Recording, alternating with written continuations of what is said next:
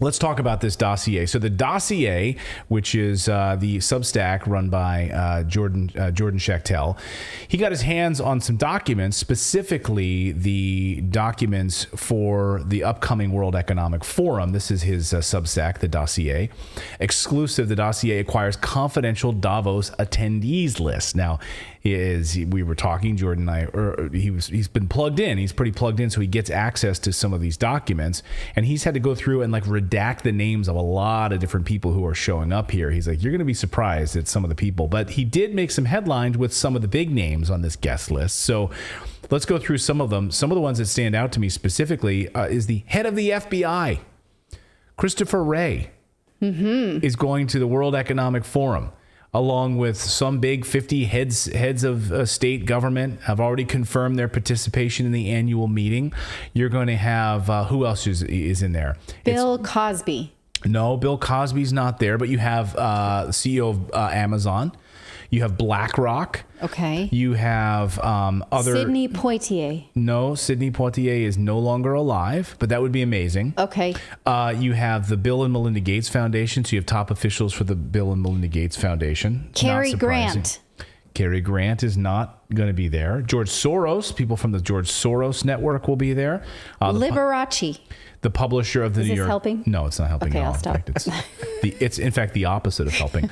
The publisher of the New York Times is going to be there. So all of the big heavy hitters in the media industry and the deep state government are going to be there. I had a chance to speak with Jordan Schachtel just a short time ago about these documents and who's coming to Davos. And here's what Jordan and I talked about. Well, the man that broke this story on his Substack, The Dossier, is Jordan Schachtel. Jordan, welcome to the show. Thanks so much for being here. Yeah, thanks for having me, Clayton.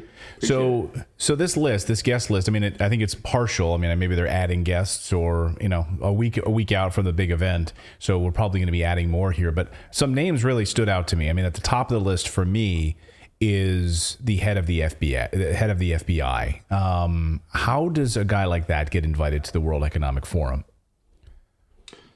Well, it seems that the Biden administration prioritized both Chris Wray, the director of the FBI, and Avril Haines, the director of national intelligence, to lead the delegation to Davos, which is supposed to be about embracing humanity and repairing the world and all this kumbaya stuff. Right. Yet we have intelligence officials there who are supposedly, tasked with stopping terrorism and law enforcement. And it's an interesting and revealing choice for sure.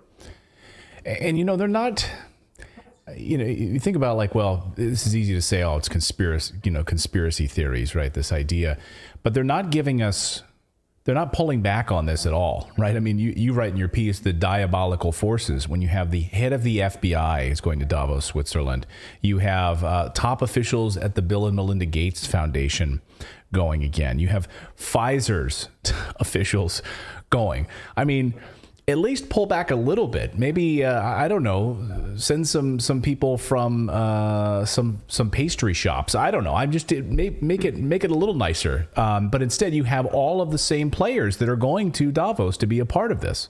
Yeah, this really gets back to this ideology that is being advanced by the World Economic Forum and its partners. And it's basically that they want to vacuum up all of the political and monetary power into the hands of a hand-picked group of, mutually credentialing elites. And they want them all to basically be part of this Davos circle.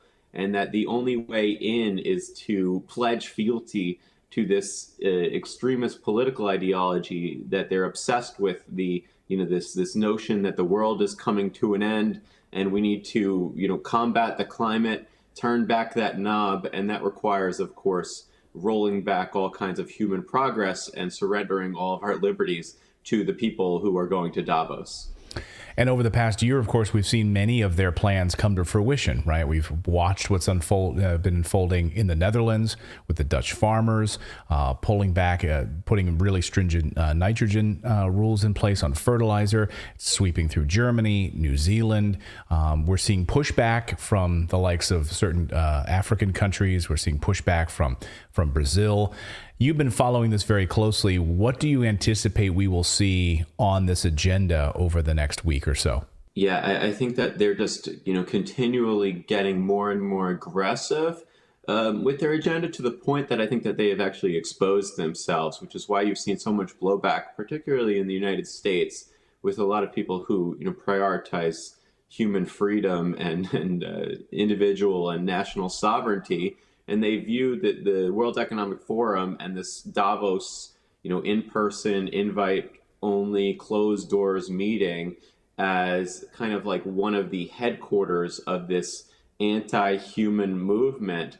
And it's just, they're always moving forward. I mean, I reported that, they're just continually trying to centralize power into a particular set of corporations and government entities, which they have enormous influence over. And that's exactly what's on the agenda this year yet again. Well, we really appreciate your reporting on this. Did you get your invitation yet? I don't think I'll ever get my invitation, unfortunately, but I'd love to cover it. Klaus Schwab, you could send me an email anytime. Right. Jordan, thanks so much for joining us. We'll be watching your reporting on this as this unfolds. And thanks for getting us an early look at this devious guest list once again. Jordan, thanks so much. Thanks for having me. And thanks, Jordan. We'll have Jordan back on next week because this is unfolding this weekend, so we'll get to see some of the stories. But he brings up a great point. Like, the Biden delegation decided, who can we send that would be, a really good representation of the Biden administration to Davos to talk about humanities and the things that they purport to talk about, which is, someone put in that chat, they're really just like the Illuminati rebranded.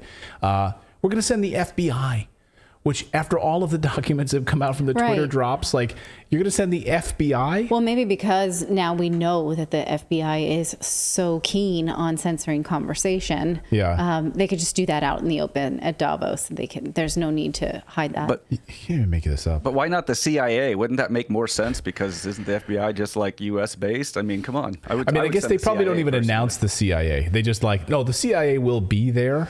They just won't announce it. It's just assumed. Yeah. Right. It's just assumed. Yeah. They always have a chair. They always have a chair for the CIA. Like, who's sitting in that chair? Don't ask. There'll be somebody sitting there. Who are you with? I can't tell you who I'm with. Right. I'm just It's just a spy camera in the scene. Yeah. Just some guy sitting there with like sunglasses and like smoking a cigarette. Although that's the CIA guy. You don't want to, sit near him. Thank you so much for watching this segment here at Redacted. We are live every day at 4 p.m. Eastern time, trying to share the stories that the mainstream media will not cover. You should also come over and join our community of Redacted Rebels over at Redacted.inc. That's our private locals community where we can share exclusive content that we simply cannot share here on YouTube. Come over and join the rebellion together right now by going to Redacted.inc. We'll see you next time.